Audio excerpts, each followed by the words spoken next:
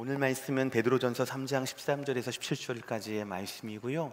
말씀의 제목은 중심을 가지고 삽시다라는 말씀의 제목으로 함께 은혜를 나누고자 합니다.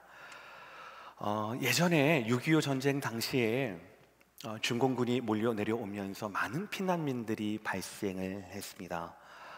그 중에서 북한의 흥남 지역에 살던 임시가족이란 분들도 흥남부두에서 배를 타고 이렇게 거제도로 와야 했습니다.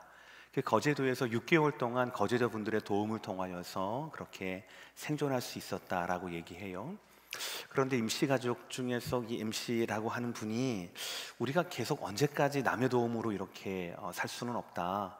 나한테 음식을 좀 만들 수 있는 재주가 있으니 좀 서울에 가서, 그래 사람이 좀 많은 곳에 가서 음식 장사라도 하면 그래도 이 전쟁통에 배 골치 않고 그래 살 수 있지 않을까라고 해서 서울로 올라갔다라고 합니다. 근데 올라가서도 마땅한 곳이 없는 거예요. 그래서 통일호 기차를 타고 몇 시간 동안 내려와서 정착한 곳이 대전이라고 이야기를 합니다. 아무도 연고도 없었으니까요. 피난민이셨으니까 대전에 와서, 이분이 원래 천주교인이셨던 것 같아요. 성당에 들어가서 이차저차해서 우리를 좀 도와달라라고 이야기를 하고 했더니 성당 신부님께서 감사하게도 미 군정에서 베풀어줬던 그 밀가루 2포대를 이분들한테 내어주었다라고 얘기를 합니다. 그 밀가루 2포대를 가지고 눈물 젖은 빵을 해 드시고, 그리고 나머지 밀가루 가지고는 찐빵을 만드셨대요. 굉장히 맛있었나 봐요. 그래서 대전역 앞에서 찐빵 장사를 하기 시작했다고 해요. 근데 그 장사가 어느 정도 좀 궤도에 이르르고 안정이 되었을 때에 이 임시라고 하는 분 마음 가운데 이런 마음이 있었대요. 내가 그냥 이렇게 먹고 살기 위해서만 만들고 팔고 이렇게 하지 않고 나에게 신앙이 있으니 예수님의 마음으로 빵을 만들고 예수님의 마음으로 빵을 팔자라고 하는 그런 기업 정신으로 대전역에다가 빵집을 냈다고 합니다. 그것이 성심당이라고 하는 빵집의 유래라고 이야기를 해요.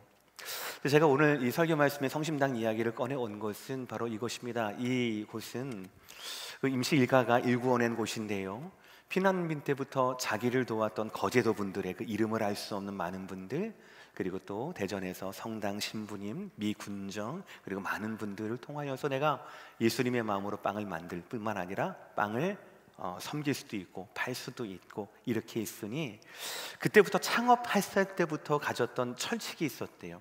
예를 들면 창업 당시에 빵을 300개를 만들면은 200개는 팔고요, 100개는 꼭 이웃을 위하여 나누어졌다라고 이야기를 합니다. 그리고 그 정신이 여러 가지 모양으로 지금까지 이어져 내려온다라고 이야기를 해요. 누구나 사람이 고난을 당하면 가장 먼저 고난을 피하고 싶습니다.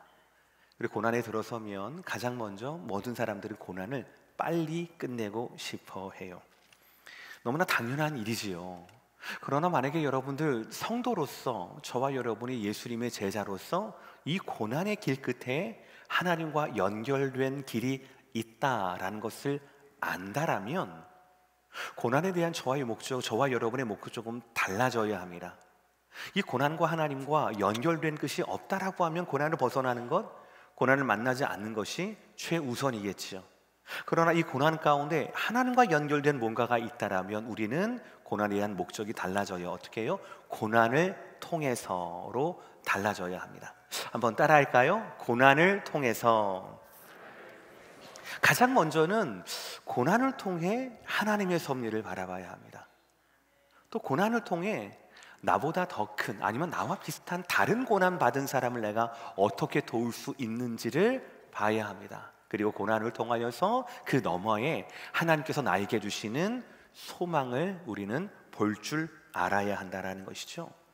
성심당의 경우 전쟁이, 피난이, 먹고 살아야 하는 그 생존의 문제가 이분들에게는 고난이었을 거예요.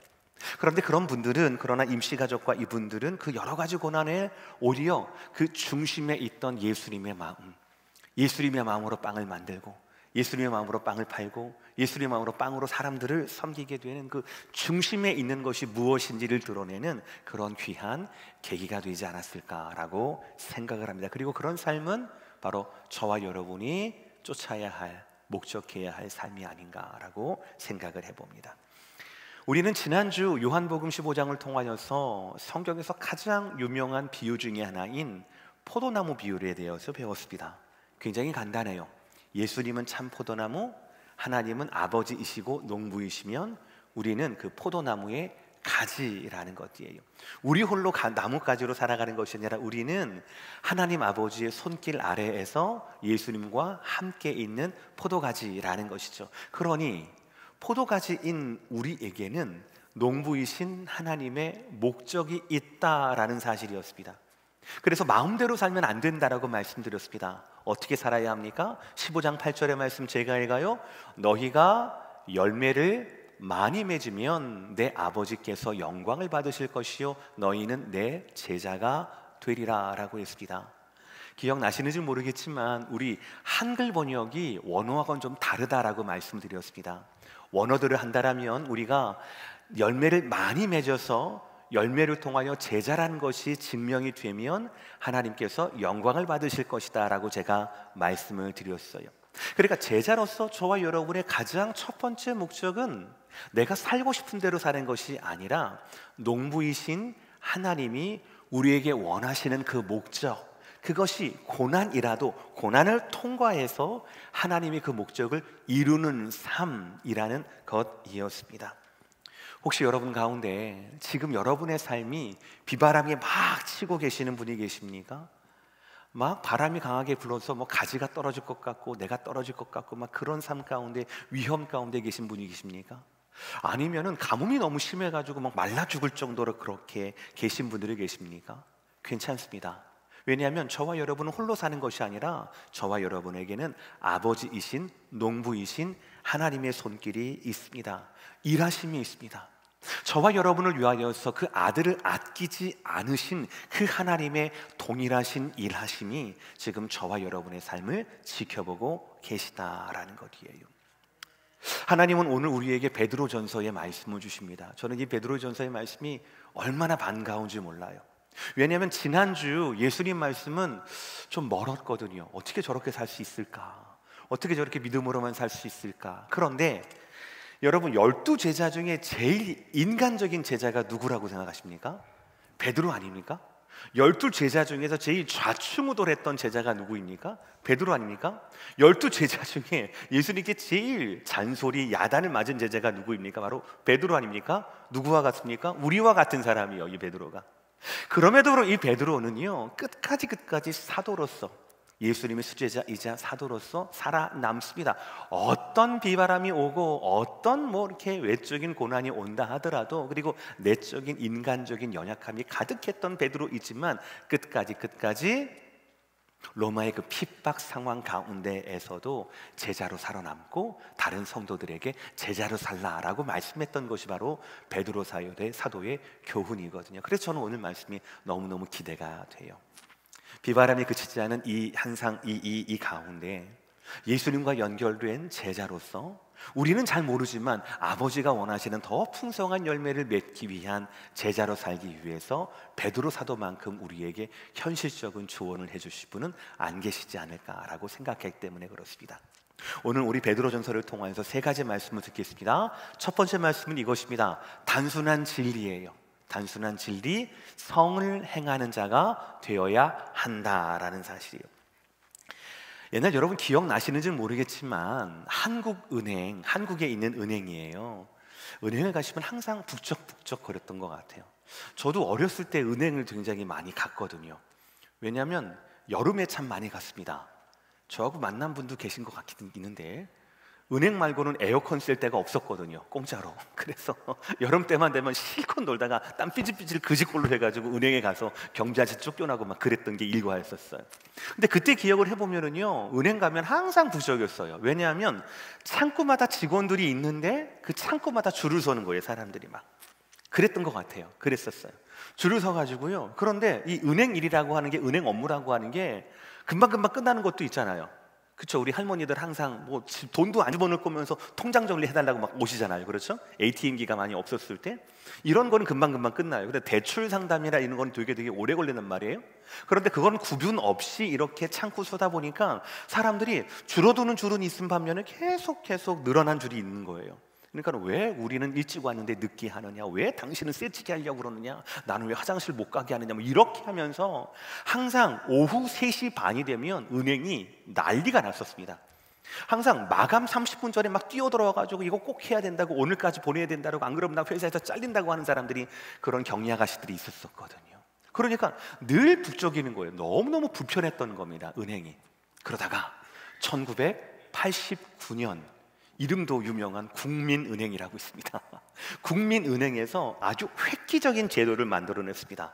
뭐냐면 대기표 시스템이었어요. 여러분 잘 아시는 겁니다. 대기표 시스템이 뭡니까? 들어가는 문에, 출입문에 대기표가 있는 거예요. 띵동 이거 있죠. 이거를 받고 딱 들어가서 앉아 있으면 창구마다 번호를 부릅니다. 그러면 거기 가서 하면 되는 거예요. 그러면 내 줄이 길다, 네 줄이 길다 이렇게 할 것도 아니고, 쎄치기 할 거다, 싸울 것도 아니에요. 그냥 먼저 오는 사람이 먼저 서빙을 받는 겁니다. 이 단순함이 굉장히 위대한 시스템이었던 거예요. 그래서 그 은행에서 다른 은행으로, 또 다른 관공서로 막 퍼져가고, 지금은 우리가 오히려 이것이 너무나 당연한 것 아니야? 라고 할 정도로 정착하게 되었어요. 단순함의 힘은 정말 위대합니다. 복잡하지 않아요. 단순함의 힘은 위대해요. 오늘 말씀은 베드로 사도가 우리의 성령의 감동을 말미암아 우리에게 주시는 첫 번째 교훈이 바로 이 단순함의 진리예요. 어떤 시대, 어떤 상황에도 변하지 않는 성도가 가장 처음 가져야 할 마음가짐, 세상에 대한 태도라는 것이죠. 우리 함께 13절의 말씀 읽어볼까요? 단순함의 진리입니다. 시작. 또 너희가 열심으로 선을 행하면 누가 너희를 해하리요? 아멘이십니까? 아멘. 당연합니다.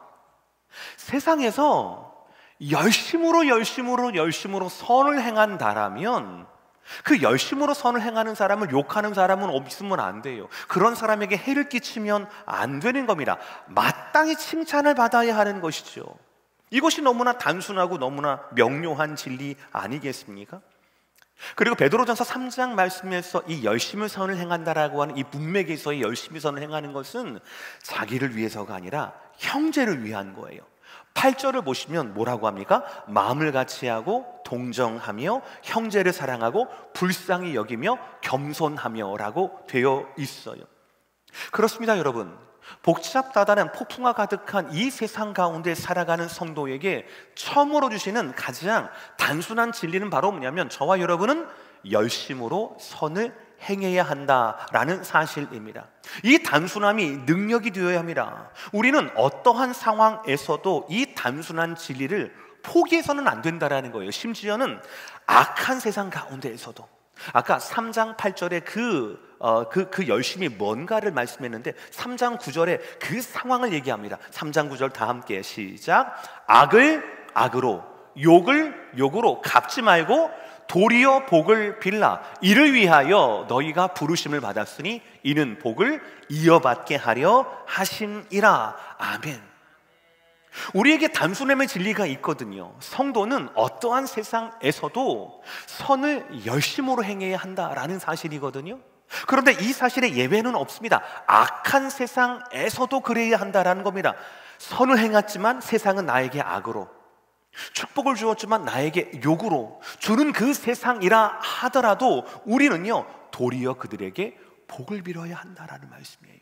9절 전반절 말씀을 보세요. 도리어 복을 빌어라 라는 말씀입니다.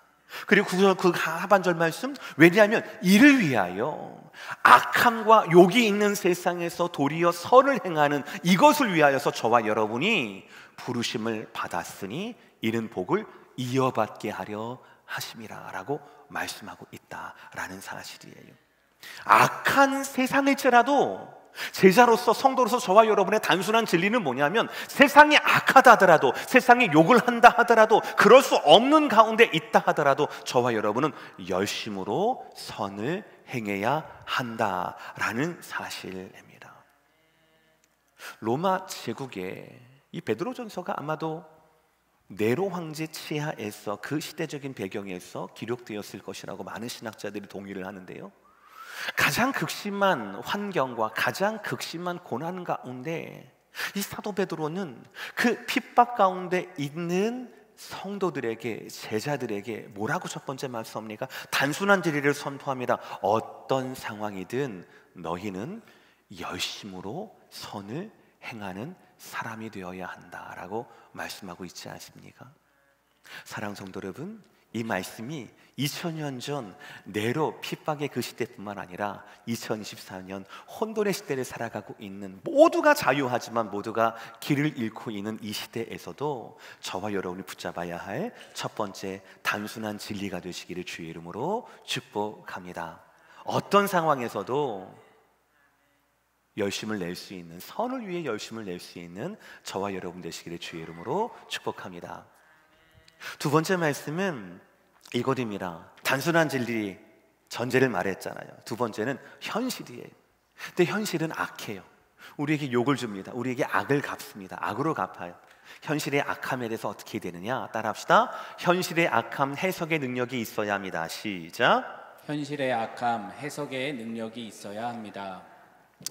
지난주 어떤 목사님하고 좀 대화를 하다가 제가 좀 깜짝 놀란 일이 있었어요.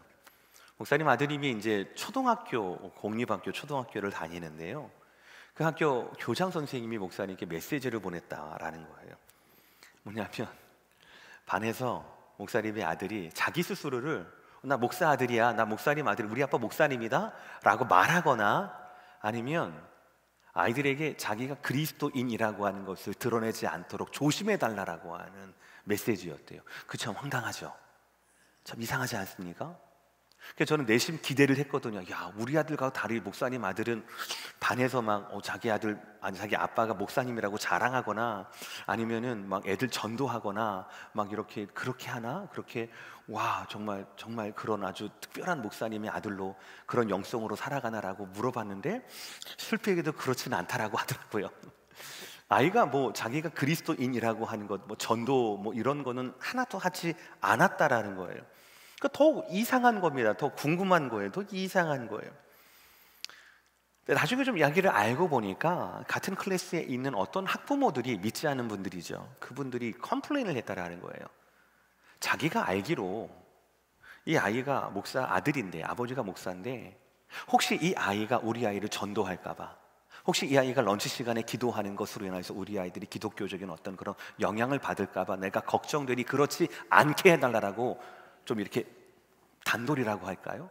이런 얘기를 하게 했다라는 것이에요.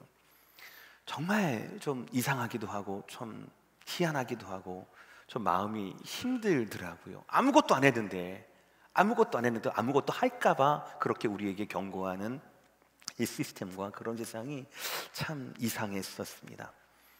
원칙적으로 세상이 상식적이라면 13절의 말씀처럼 되어야 되지요. 열심으로 선을 행하는 사람에게 해를 끼치는 세상이 되어서는 안 되겠지요. 악을 끼치는 사람에게는 벌을, 선을 끼치는 사람에게는 상을 줘야 하는 것이 원칙적이고 단순한 세상 아니겠습니까?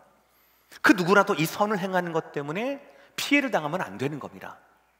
그러나 여러분, 지금 저와 여러분이 살고 있는 이 세상은 어떻습니까?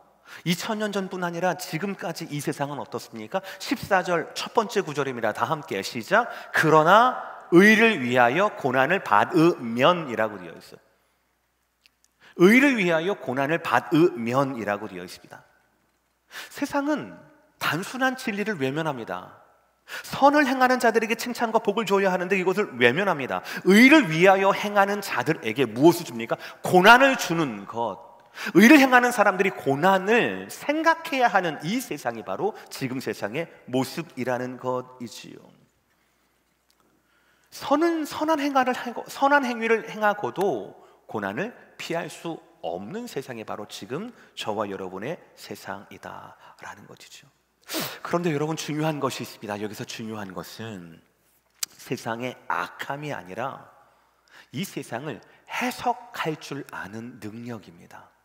이 세상이 악해, 나 이 세상에 보기 싫어, 악해, 뭐 아무것도 안 해, 이것이 아니라 이 세상의 악함을 우리가 어떻게 제자로서 해석해야 하는가, 이것이 더 중요하다라는 말이에요. 아까 전에 13절, 14절 전반절에 그러나 의를 위하여 고난을 받으면, 그 다음 구절 14절 하반절 말씀입니다. 시작. 복 있는 자니 그들이 두려워하는 것을 두려워하지 말며 근심하지 말고라고 되어 있어요. 의를 위하여 고난을 받는 것이 이 세상의 악함이거든요. 그러나 이 세상의 악함에 대해서 하나님은 어떻게 보시느냐? 그 의를 위하여 고난을 받으면 뭐라고 합니까? 복이 있다라고 말씀하고 있어요. 복이 있는 자다라고 말씀하고 있어요. 이것은 산상수훈에서 예수님의 말씀과 똑같습니다. 의를 위하여 박해를 받는 자는 복이 있나니 천국 하나님의 나라가 그들의 것이요라고 말씀하거든요. 우리 솔직히 이해는 할 수 없습니다. 그러나 하나님이 분명하게 말씀하셨어요. 사랑하는 성도 여러분, 잘 들으셔야 합니다. 고난 당하는 자체는 괴롭습니다. 고난 당하는 자체는 괴로워요. 그것을 환영할 사람은 아무도 없습니다. 고난과 고생을 헷갈리시면 안 돼요. 고생은 끝나는 겁니다. 금방 끝나는 거예요. 젊을 때 투자와 같은 개념이에요. 젊어서 고생은 사소하다, 뭐 이런 식의 고생입니다. 나를 위한 투자예요. 열심입니다. 고난을 환영하는 사람은 아무도 없습니다. 근데 고난이 복되다라고 말씀하신단 말이에요. 오해하지 마시길 바랍니다. 여러분, 고난이 어떻게 복이 될 수가 있을까요? 인생을 많이 사신 분들은 목사님 몰라서 그래요. 아직 인생은 세옹지마. 목사님 두고 보면 다 고난이 복이 되는 겁니다. 솔직히 여쭤봅니다. 여러분의 모든 인생은 세옹지마라고 말할 정도로 모든 인생이 100% 다 복으로 치환이 됐습니까? 한 가지 고난에서 더 많은 고난이 있지 않습니까? 이거 치웠더니 저게 밀려오고 저거 치웠더니 요게 밀려오고, 그런 것이 저와 여러분의 삶이 아닙니까? 인생은 세옹지마라고요? 모두에게 통용되는 진리가 맞습니까? 그런데도 불구하고 왜 하나님은 우리에게 의인이 고난받는 것, 예수님은 산상수훈에서 핍박받는 것, 그것을 왜 복이 있다라고 말씀하는 겁니까? 잘 들으셔야 합니다. 인생이 세옹지마이기 때문에 그런 것이 아니라, 언제든 견디면 좋은 날이 오겠지, 그래서가 아니라 의인이 고난받는 것이 복이 있다라고 말씀하신 분이 바로 하나님이시기 때문에 그렇다라는 거예요. 도대체 복의 주인이 뭡니까? 여러분의 인생이 복의 주인입니까? 복의 주인이 뭡니까? 대통령입니까? 대통령 바뀌기 때문에 우리가 맞는 복이 달라지는 겁니까? 복의 주인이 뭡니까? 우리의 국적입니까? 어제 새벽 6시 반부터 저녁 10시까지 멕시코 선교를 14분과 함께 다녀왔습니다. 2019년 우리가 마지막으로 팬데믹 이전에 마지막으로 다녀오고 제가 5년 동안 이날만을 기다렸어요. 타코 때문이 아닙니다. 물론 타코도 먹었습니다만.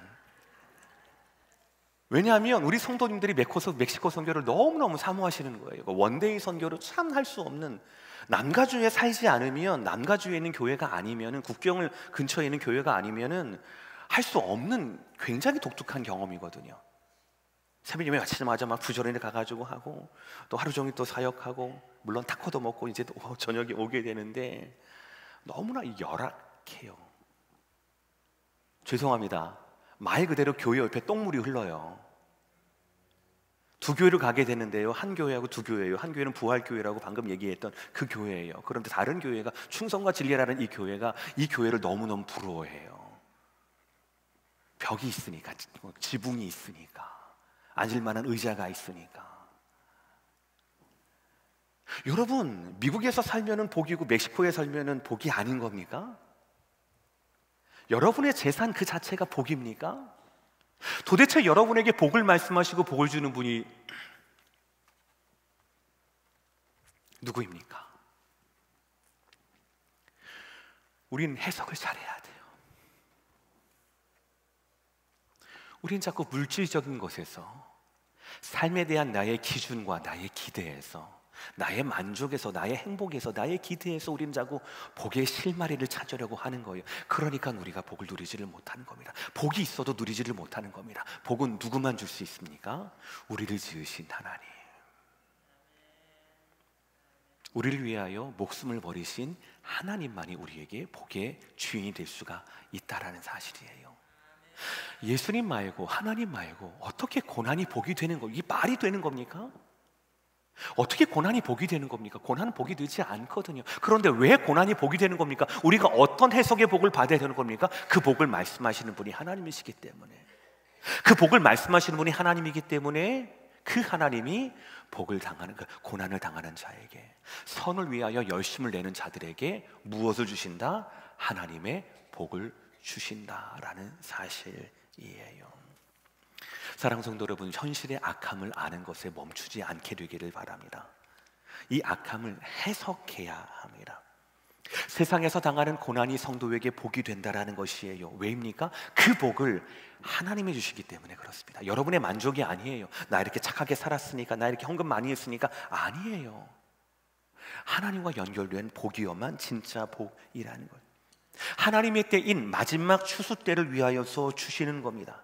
그러니까 지금 우리가 당하는 이 모든 고난은 고난 너머에 분명한 하나님의 목적이 있거든요. 비바람이든 이 갈증이든 무엇이든지 간에 모든 폭풍 뒤에 추수할 아버지의 때가 있다라는 것이죠. 그 아버지께서 우리에게 복되다라고 하면 그것이 우리에게 복이 되는 거예요. 믿으시면 아멘 하시길 바랍니다. 단 한 가지, 그 폭풍의 때까지 우리가 여기에서 버티고 인내해야 할 때 우리에게 필요한 게 있습니다. 그것이 오늘 세 번째 말씀이에요. 다 함께 시작. 복음 그 위대함으로 대비해야 한다라는 것이, 악한 세상에서 선한 자를 핍박하는 이 세상 가운데 오히려 승리하는 성도의 첫 걸음이 바로 무엇인가? 15장 첫 번째 구절이에요. 다 함께 시작. 너희 마음에 그리스도를 주로 삼아라는 거예요. 우리 마음에 그리스도를 주로 삼아야 한다라는 겁니다.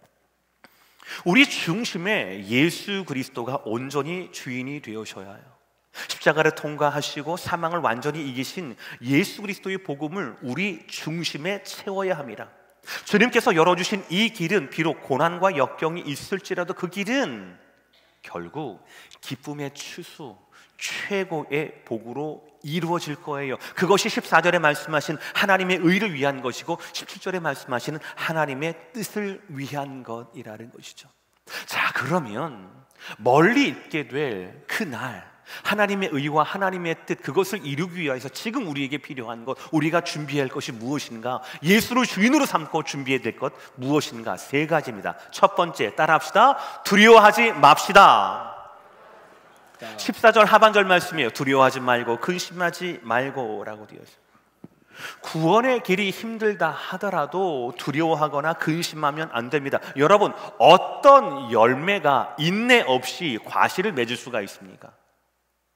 가끔 가다가 약한 열매는 툭툭툭 떨어지기도 합니다. 썩어버려요. 상품으로 삼을 수가 없습니다. 농부에게 기쁨이 될 수가 없어요. 모든 농부의 기쁨이 되는 열매는 견디는 열매입니다. 뒤로 물러가는 게 아니에요. 붙어있는 열매예요. 붙어 있어야 익을 수가 있는 거거든요. 붙어 있어야 양분을 끝까지 뽑아 먹을 수가 있는 거거든요. 우리 주변에는 이미 예수님 믿는다는 것으로 인해서 많은 고난과 핍박을 당하는 분들이 계실 겁니다. 아마 경험 많이 하셨을 겁니다. 조상 제사를 중요하게 여기지 않는다라고 해서 가족들에게 비난을 당하기 일쑤였고요. 직장에서 술자리를 함께 하지 못한다라고 해서 유별난 사람으로 찍히기도 했습니다. 그렇죠? 주일날 상사, 이삿짐, 골프, 등산 그거 같이 못해줘서 교회 다닌다고 그래가지고 좀 이상한 사람으로 승진해서 누락되기도 했을 겁니다. 적당히 신앙생활하면 굳이 겪지 않아도 될 여러 가지 일들, 그런 편견들, 그 눈초리에서 자유로운 분들은 거의 안 계실 거예요. 그러나 여러분, 그 순간을 두려워하거나 근심하게 해서는 아무것도 얻을 수가 없다는 것이죠. 열매를 맺으려면 우리는 끝까지 그 자리에 있어야 한다라는 것이죠. 그래야만 복음의 위대함을 내 삶에서 더 깊이 있게 체험할 수 있기 때문에 그렇다는 것이죠. 두 번째, 우리는 어떻게 견뎌야 하는가? 대답할 말을 준비해야 한다라는 것이 15절 하반절의 말씀입니다. 너희 속에 시작. 우리 속에 있는 소망에 관한 이유를 묻는 자에게는 대답할 것을 항상 준비하되. 성도는 반드시 자기 믿음에 대한 설명을 할 줄 알아야 해요. 대답할 준비가 되어 있어야 합니다. 그러나 여러분 오해하지 마시길 바랍니다. 이것이 유창한 간증이나 이런 것들이 아닙니다. 설교나 그런 것들이 아닙니다.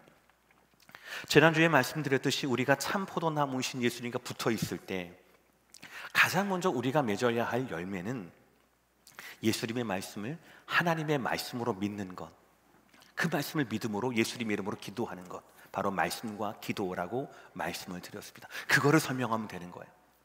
내가 어떻게 성경 말씀 이 책을 하나님의 말씀으로 내가 믿게 되었는지, 이해하게 되었는지, 그리고 내가 어떻게 어려울 때마다 예수님 이름으로 기도할 수 있게 되었는지, 그 과정과 그 이야기들을 다른 사람에게 할 준비가 되어 있으면 된다라는 사실이.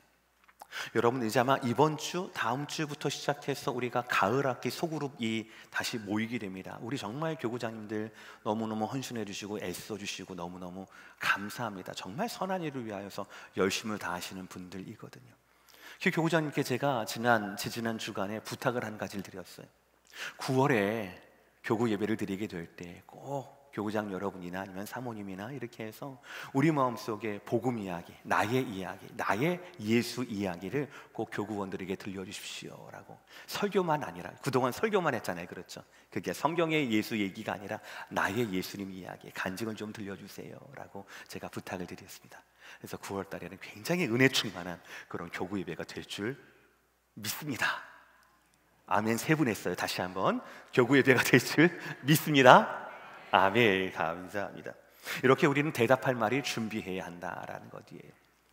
그리고 마지막 3번째, 이게 어쩌면 가장 실천적으로 중요한 것 같아요. 한번 크게 읽어볼까요? 시작. 셋째, 선한 태도를 준비해야 합니다.